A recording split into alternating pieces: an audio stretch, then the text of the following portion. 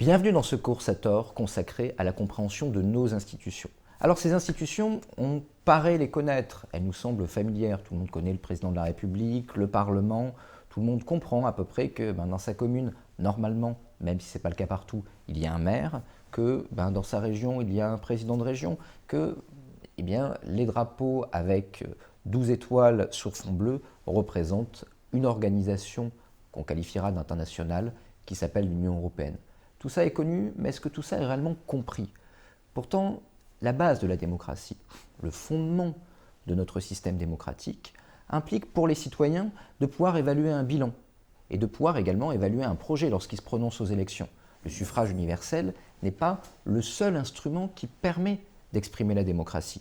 Ce qui permet de rendre concrète la démocratie, ce qui lui donne de la chair, ce qui lui donne un fond, c'est d'abord et avant tout l'information des citoyens. La pensée républicaine, dans les années 1880 et même avant, est fondée sur un élément, l'émancipation des masses. Cette émancipation des masses implique l'instruction. Et cette instruction commence par la compréhension par vous, par moi, du fonctionnement de cette machine étrange, de cette tuyauterie institutionnelle dont nous allons tenter de démonter les rouages. Car ces rouages ne sont pas neutres. On a évidemment l'impression que, qu'importe, au bout du compte, comment se prennent les décisions tant qu'elles se prennent. Certes, mais si jamais on vous dit lors d'une élection que tel ou tel élément va être porté dans un programme présidentiel législatif, alors que celui qui vous le promet n'a pas les moyens de mener cette bataille. À ce moment-là, vous faites un chèque en blanc au nom de fausses promesses. Est-ce que vous feriez ça à un commerçant qui, vous promettant la lune alors qu'il vous vend une pomme, vous semble un personnage de confiance? La réponse est non, sauf que vous appréciez, sauf que vous tentez de comprendre, de saisir quels sont les tenants et aboutissants de vos achats. Il en va de même pour la démocratie, mais évidemment, le sujet est plus sérieux, il est d'intérêt général. Le sujet, c'est l'avenir du pays et derrière l'avenir du pays, votre avenir. Parce qu'au fond, qu'est-ce que la démocratie? La démocratie, la République également, ce n'est jamais que la mise en commun d'une capacité individuelle d'agir. Cette capacité individuelle d'agir, elle ne va pas très loin. Si moi-même je tente de changer le monde, il y a rapidement une possibilité sérieuse que je me retrouve face à des murs. En revanche, si collectivement nous décidons tous de nous accorder sur un projet, sur un avenir, à ce moment-là, nous pouvons changer tout. Et si nous changeons tout, nous changeons également votre sort à vous, mon sort à moi, celui de mon voisin. Bref, l'ensemble peut permettre de changer le sort de l'individu. C'est ça le fondement de la démocratie. La République y rajoute une vision émancipatrice, comme je l'évoquais. Cette vision émancipatrice, elle implique que vous suiviez jusqu'au bout nos séances pour comprendre comment fonctionne la Ve République et au-delà de la Ve République, comment fonctionne l'Union européenne, les collectivités territoriales, bref, tous les échelons dans lesquels vous pouvez vous investir et je dirais même vous devez vous investir. Partons d'un premier élément. Souvent, quand on parle des institutions, on commence par décrire des mécanismes constitutionnels. Souvent, lorsqu'on fait un cours de droit constitutionnel, des étudiants se retrouvent avec un regard relativement ébahi, considérant que le monde qui est décrit par le droit n'est pas le monde dans lequel ils vivent. C'est vrai. Ce cours Sator n'aura pas pour objectif de vous décrire tous les mécanismes constitutionnels. Il aura pour but de vous faire comprendre la manière dont fonctionnent les institutions et la manière dont elles ne fonctionnent pas. Ou plutôt, quelle est la différence, quelle est la distance entre le droit et l'application du droit, entre ce qui est prévu, la théorie, et de l'autre côté, le fonctionnement concret des institutions. Ça n'a pas qu'un but pédagogique, didactique, c'est également un but démocratique. Car regardez ce qui s'est passé en juin 2022. En juin 2022 ont lieu des élections législatives. Ces élections législatives amènent une majorité composite, ce qu'on va appeler une majorité relative, c'est-à-dire une majorité dans laquelle aucun groupe ne peut compter une majorité absolue de députés lui permettant d'imposer un programme, d'imposer un logiciel. ce fait profondément politique, change totalement la donne. Tout d'un coup, le président de la République, qui dit tout pouvoir changer en tant qu'élu du peuple, se retrouve face à une institution récalcitrante, à un organe qui tente de jouer les poils à gratter. Allons plus loin dans le temps. 1997, troisième cohabitation. 1993, deuxième cohabitation. Mitterrand face à Balladur, avec Chirac se cachant derrière. 1986, première cohabitation. Le cas de la cohabitation est intéressant. En cohabitation, les institutions fonctionnent différemment. Le Premier ministre est tout d'un coup à la tête de l'administration et tout d'un coup celui vers lequel tous les regards se tournent parce que, de facto, il a le pouvoir. Comment expliquer ça? Lorsque vous élisez un président de la République, vous avez l'impression de lui donner énormément de pouvoir. Comment se fait-il que, dans le cas d'une cohabitation, il en ait en réalité relativement peu, voire même plus qu'il ne le devrait? Nous reviendrons là-dessus. Tous ces éléments sont liés à une application, mais également à des lieux communs qui aujourd'hui parcourent les esprits. Le pouvoir n'appartient pas à celui qui en dispose forcément en droit. Le pouvoir, bien souvent, appartient à celui dont tous les acteurs pensent qu'il devrait le détenir, dont les acteurs politiques croient qu'il est le réel détenteur du pouvoir, dont les citoyens jugent qu'il dispose de cette légitimité fondamentale, essentielle, qui ferait de lui le cœur névralgique des institutions.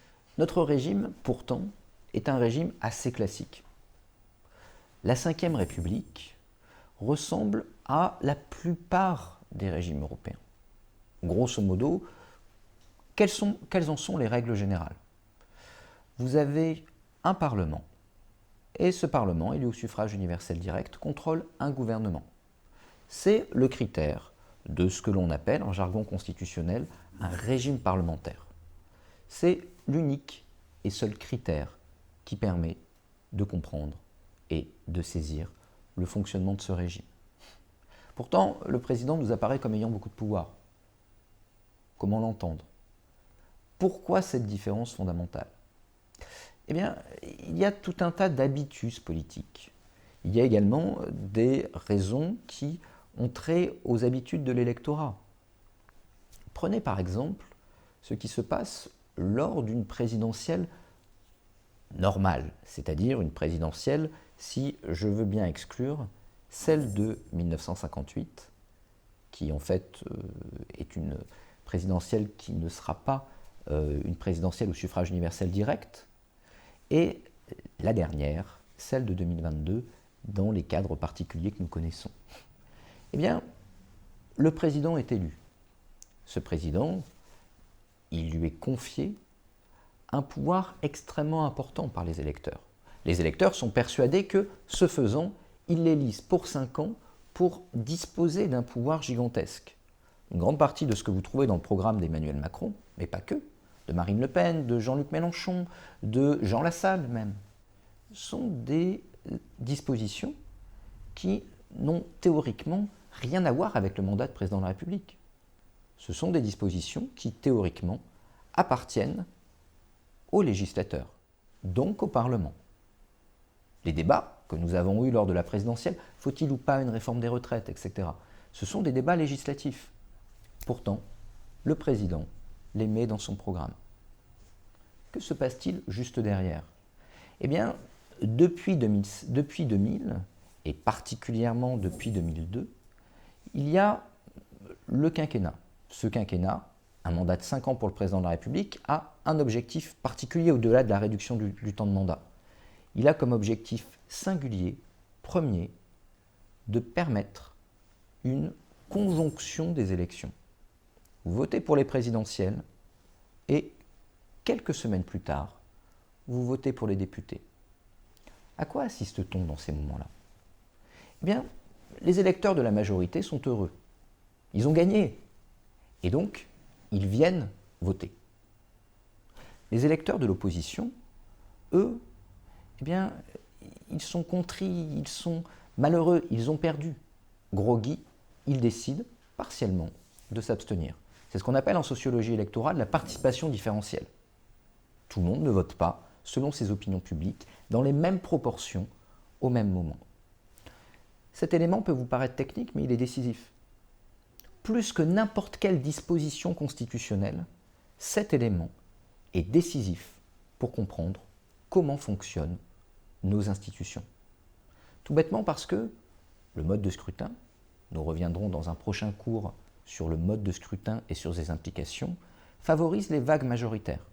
Si jamais un électorat se mobilise beaucoup et un autre électorat se mobilise peu, eh bien, la mobilisation un peu plus importante de l'électorat va permettre de disposer d'une majorité très très importante. Si je gagne la présidentielle, derrière, mon électorat heureux se mobilise, emporte une majorité extrêmement importante, une majorité absolue en règle générale. C'est arrivé de manière quasiment constante, sauf à 3 reprises, sous la Ve République.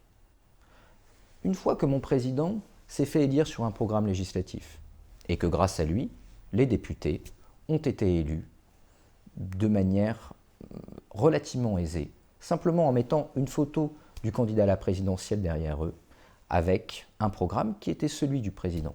Ces députés savent 2 choses. Leur élection, ils la doivent au président. Leur réélection, ils la devront à la réélection du président.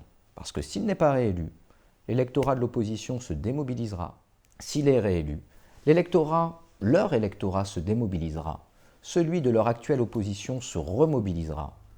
Et ils perdront. Si bons députés qu'ils soient, il est très probable qu'ils perdent. Leur sort dépend de celui du président de la République. Si je veux être réélu, il ou elle doit être réélu, je parle du président. Et donc, ce faisant, je dois manger dans la main du président de la République. Comme je le disais, nous sommes dans un régime parlementaire.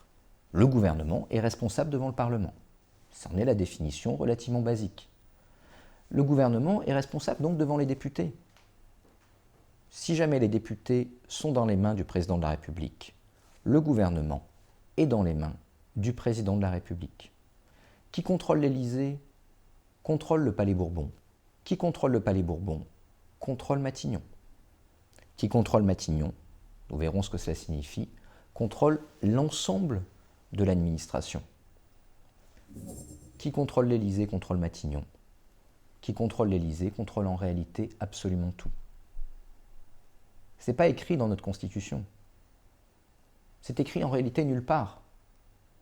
Notre régime est probablement le régime dans lequel, partout en Occident, le président de la République dispose le plus de pouvoir.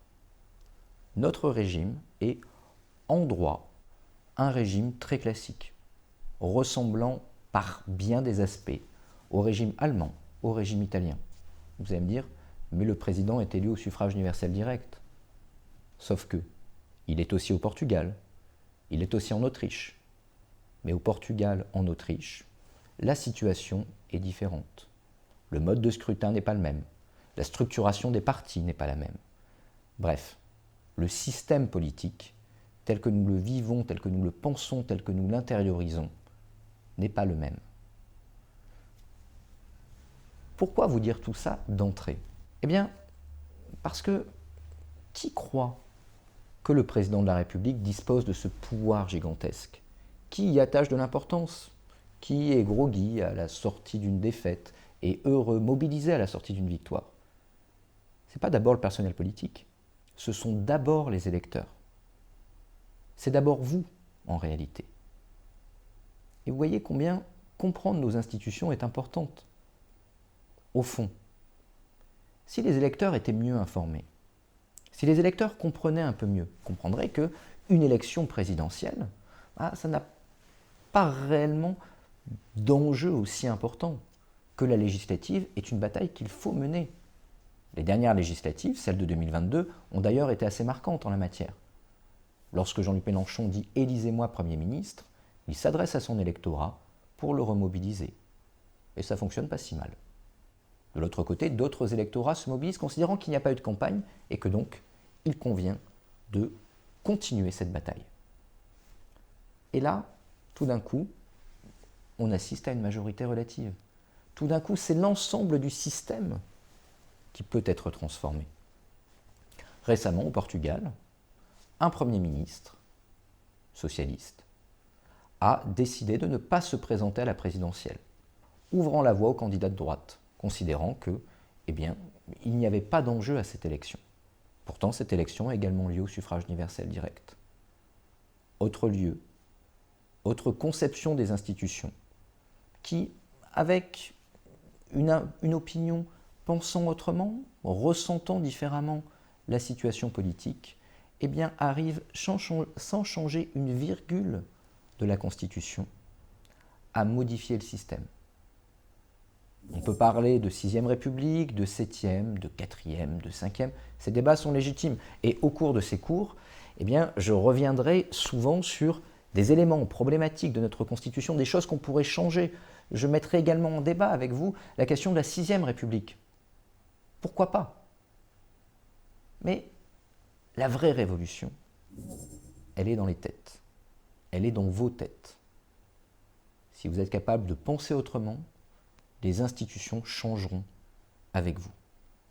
Le pouvoir est là où l'on croit qu'il se trouve. Il est d'abord et avant tout un rapport de légitimité. C'est la légitimité qui entraîne ensuite eh bien, une appréciation, une lecture du pouvoir. Il faut voir que aujourd'hui, plusieurs éléments concourent à installer notre système dans les canaux dans lesquels il se trouve. Ces éléments sont liés à la fois à des pratiques politiques, ce que, en jargon constitutionnel, encore une fois, on appelle des conventions. Qu'est-ce que c'est qu'une convention? Une convention, c'est écrit nulle part. C'est même pas une coutume. On parle souvent de coutume. Une coutume, c'est quelque chose qui est acté par un juge. Là, le juge n'a rien à voir dans l'affaire. Une convention, c'est le fait, pour les acteurs politiques, de juger que quelque chose qui se fait doit nécessairement se faire. On verra plusieurs conventions dans ce cours. Par exemple, le fait que le Premier ministre démissionne quand le Président de la République le lui demande n'est pas dans les textes. C'est une pure convention qui, lorsque le Premier ministre semble ne pas vouloir l'appliquer, eh bien, est appliquée de manière relativement coercitive, avec par exemple François de Mitterrand, doutant de la fidélité d'un Michel Rocard, qui par ailleurs dispose d'appui dans le parti, eh bien, demande, lorsqu'il le nomme à Matignon, de lui signer une lettre de démission non datée, pouvant lui permettre de se débarrasser de son Premier ministre quand il le veut, quand il le souhaite. De même, la figure du président est très liée à notre système de partis. Et c'est un point également que vous devez avoir à l'esprit si vous vous engagez dans la vie politique. Les partis politiques, historiquement, ont été des lieux de réflexion sur le monde, des lieux de production d'une pensée alternative de la société. Cette pensée alternative, cette conception du monde, eh bien, ils l'ont formée dans des programmes. Ces programmes ont marqué l'histoire. Ce sont par ces programmes que nous avons changé le monde. Peu à peu, ces partis, eh bien, ont été fragilisés. Aujourd'hui, ils ont mauvaise presse, ces partis. Mais pourtant, pas de démocratie sans parti. L'un des pères du constitutionnalisme moderne, Hans Kelsen, posait notamment cette importance des partis politiques. Notre Constitution reconnaît l'importance des partis. Parce que lorsque vous votez pour un député, lorsque vous votez pour un président, lorsque vous votez pour un maire, pour un conseiller régional, départemental, eh bien, vous ne votez pas forcément pour quelqu'un qui vous ressemble. Quelqu'un qui a la même histoire que vous, qui appartient au même genre, qui dispose de la même origine, etc. Votez quelqu'un qui va porter votre voix. Même si la représentativité peut avoir un sens, au sens de ressembler à, la représentation, elle, implique que la voix que je donne soit portée par le représentant. Que celui-ci agisse en mon nom comme je l'aurais fait, ou en tout cas au mieux de ce qu'il aura délibéré, comme j'aurais pu le faire si moi-même j'avais été cette partie au processus de délibération, c'est-à-dire si, discutant avec mes semblables, j'en étais venu à faire évoluer ma pensée pour, peu à peu, viser l'intérêt général. Ça, les partis représentent un instrument nécessaire pour le faire. Tout bêtement parce que mon parti va disposer de cette capacité à construire un programme, à construire une vision du monde. Nos partis aujourd'hui sont malades. Ils sont malades parce qu'ils sont devenus d'abord des écuries présidentielles. Les transformations des méthodes de communication, l'espace public, qui est devenu fondamentalement dysfonctionnel, qui donne d'abord et avant tout le primat à la forme sur le fond, rend peu à peu illisibles ces programmes de partis qui souvent se limitent à un PDF auquel vous accédez difficilement sur un site internet. Pourtant, comprendre ces programmes, s'investir, si jamais vous êtes membre d'un parti ou d'une association, dans la conception de ces programmes est nécessaire. Vous ne choisissez pas un individu, soit pour les présidentielles, les législatives ou une quelconque élection. Vous choisissez une politique. Vous choisissez un avenir. Et cet avenir, cette politique, implique l'investissement dans la rédaction du programme. Le programme, pour être pertinent, doit répondre aux compétences qui sont celles de l'organe auquel l'élection est dédiée, Parlement, présidence, etc. Le programme, pour être pertinent, doit également prendre en compte les limites institutionnelles posées à cet organe. Amusez-vous. Reprenez les programmes de la dernière présidentielle. À la fin de ce cours, posez-vous 2 questions. Le programme proposé était-il vraiment de la compétence de celui pour qui vous avez voté? À ce stade, il est loin d'être évident que la plupart, voire 90% des programmes à la présidentielle ne méritent pas d'être censurés. Et ce qui est proposé, peut-il vraiment s'appliquer au vu de l'état du droit? Regardez par exemple toutes les propositions de référendum lors des dernières présidentielles. Nous avons 2 cours sur le référendum. Un cours sur le RIC, mais également un cours sur aujourd'hui, qu'en est-il du référendum sous la Ve République? La plupart des référendums sur l'immigration, la loi pénale, etc., la fiscalité également, sont aujourd'hui juridiquement impossibles. On peut dire oui, mais c'est la démocratie. Peut-être, évidemment. Je ne suis pas du tout en train de vous faire un plaidoyer anti-référendum. Mais ces référendums ne sont pas juridiquement possibles. Annoncer ces référendums, c'est en réalité envoyer de la poudre aux yeux des électeurs.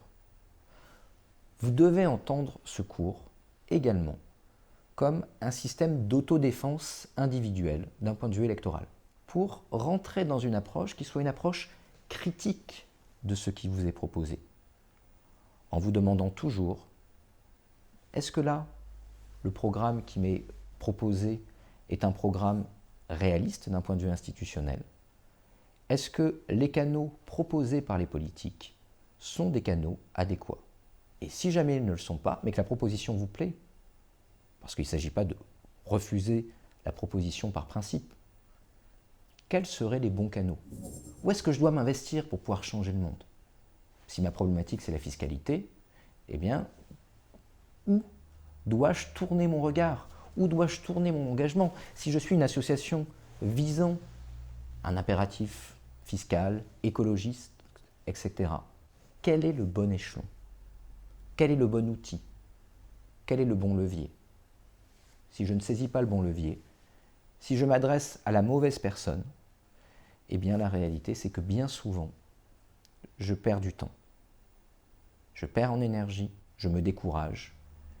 Et j'enrichis 2 choses qui sont aujourd'hui les maux de notre société, en tout cas de notre société politique, mais qui ne sont liées en réalité qu'a une mauvaise compréhension et une mauvaise lecture de l'électorat des enjeux. D'un côté, l'abstention, ce sentiment que eh bien, je ne peux pas changer le réel, et que si je ne peux pas changer le réel, c'est parce que le politique ne peut pas. Et si le politique ne peut pas, alors à quoi bon le politique? L'autre élément, l'autre danger, c'est celui du despotisme. Dans les années 20, dans les années 30, les commentateurs s'interrogent sur la montée des fascismes, des totalitarismes. Et l'une des solutions, ou en tout cas plutôt l'un des problèmes qu'ils mettent en exergue, c'est justement ce sentiment que eh bien, les politiques, les partis ne peuvent plus, ne font plus. Et comme les politiques, les partis ne peuvent plus, ne font plus, eh bien, il faut un homme fort, quelqu'un qui, par sa capacité à agir, tel Poutine regardant dans les yeux les oligarques pour leur dire que maintenant ils doivent agir et se mettre au pas, eh bien, ils peuvent à nouveau. Ils redonnent le pouvoir au peuple en prenant eux-mêmes le pouvoir. C'est l'arnaque des dictateurs. C'est l'arnaque du despotisme. Parce que, évidemment, si Poutine peut contre les oligarques, il peut d'abord contre les citoyens. Repenser la démocratie, redonner du sens à la démocratie. Vous expliquer la façon dont cette démocratie fonctionne, ne fonctionne pas, et dont vous pouvez la changer, c'est l'objectif de ce cours. C'est l'objectif que je me fixe. C'est l'objectif qui, j'espère, vous parlera, vous enthousiasmera pour que demain, eh bien, la démocratie que vous construisez, la République que nous appelons de nos voeux, soit revitalisée et qu'elle retrouve en elle-même, dans son tréfonds, ce pacte des origines.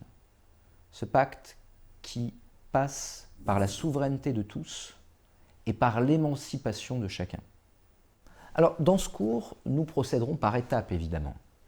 On va commencer par voir l'architecture globale de cette Ve République, quels en sont les différents organes, ces outils qui vous permettent d'agir sur le réel à travers le politique. On va d'abord se fonder évidemment sur la Ve République en voyant, à tout seigneur, tout honneur, d'abord son président, comment est-il élu, quels sont ses pouvoirs, quelles sont les limites à ses pouvoirs, en voyant ce gouvernement qui apparaît à sa botte, mais qui en même temps, on le verra, dispose de pouvoirs et de capacités d'action réellement importantes. On passera ensuite au Parlement. Le Parlement organe, qui sont les députés, comment se compose ce Parlement et quels sont ses pouvoirs et surtout que fait-il? Le Parlement fait la loi. Mais il n'est pas la seule voie pour faire la loi. Pour faire la loi, il existe également des référendums. Ces référendums, eh bien, ils sont prévus dans la Constitution, mais ne pourrait-on pas aller vers un référendum d'initiative citoyenne? Après tout, d'autres pays équivalents font des référendums d'initiative citoyenne. Quelles sont les limites? Quels sont peut-être les dangers, les choses-trappes pour arriver à envisager quelque chose qui demain soit réellement effectif? On nous parle souvent de Sixième République. D'autres, au contraire, apparaissent comme des aficionados de la Cinquième, lui trouvant absolument toutes les qualités. Comment réforme-t-on la Constitution? Comment change-t-on de Constitution? Faut-il changer de Constitution? Peut-être, mais dans ce cas-là, quels sont les canaux, quelles sont les bonnes solutions, quels sont les instruments qui nous permettraient demain de revoir ce mécano constitutionnel? La politique, les institutions, c'est évidemment l'État, mais ce n'est pas que l'État. C'est également d'autres personnes morales de droit public non barbares pour en réalité parler d'organes qui ne sont pas directement cet État et qui sont notamment les collectivités territoriales. Qu'est-ce que la décentralisation? Qu'est-ce qu'elle aurait dû être? Qu'est-ce qu'elle n'est pas? Quelles sont les différentes strates de ce millefeuille institutionnel du nom d'une pâtisserie qui aujourd'hui suffit en règle générale dans les médias à qualifier le fonctionnement institutionnel local? Dernier point, comment ne pas parler de cette organisation internationale qui juridiquement n'est peut-être qu'une organisation internationale mais qui pèse de plus en plus dans notre vie quotidienne à travers ses règles, à travers ses instruments, à travers également la manière dont elle conçoit et dont elle draine les politiques nationales. Je veux bien sûr parler de l'Union européenne. Quels sont les enjeux de la construction? Quelles sont les différentes compétences de cette union? Quels sont, enfin, ces schémas décisionnels? Comment concevoir un droit constitutionnel de l'Union européenne? Dernier point, quid de l'avenir? Parce que, après avoir évoqué tout ça, quels peuvent être demain, au-delà du Big Bang général, les instruments, les outils qui pourraient nous permettre de faire preuve d'innovation démocratique? L'innovation, le changement, n'est pas toujours un progrès. En même temps, nous voyons aujourd'hui émerger de nouvelles formes, de nouvelles conceptions de la démocratie. Envisager ces nouvelles formes, ces nouvelles conceptions, leur donner du sens, implique de justement tout faire pour discerner ce qui relève de la mode et ce qui relève réellement, au sens politique du terme, du progrès. Sur ce, je vous dis à tout de suite pour une séquence sur l'architecture globale de cette Ve République.